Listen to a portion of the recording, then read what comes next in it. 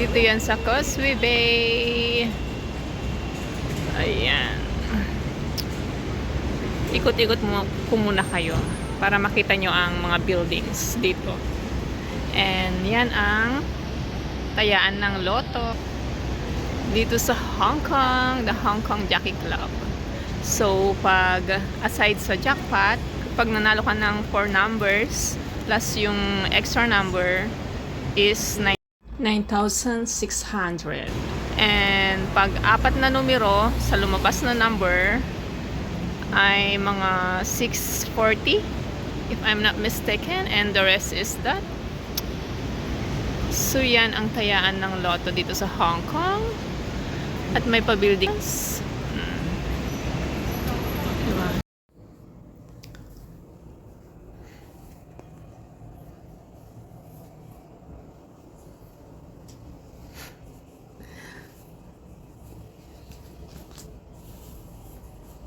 It's all 39. Yan, Mr. Medyo mahaba ng konti. And this one also 39. Sale. And this same. Cheap. I like this so much. And the color of the year, no, this is yellow. Where's the?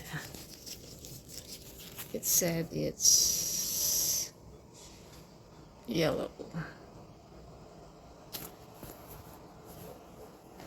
And it's like a sleeveless. It's like a sleeveless with bra inside.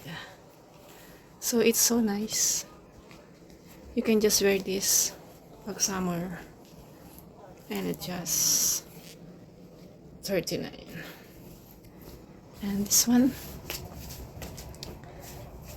it's so nice because if you feel a bit hot, you can just open here a little bit and you have an air over there.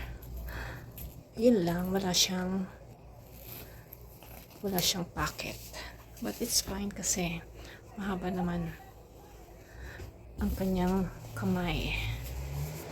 And I have my earbuds for $75.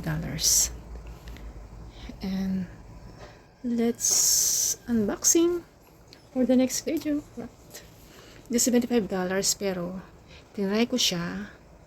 Maganda siya na syempre try mo sa store kung gumagana ba.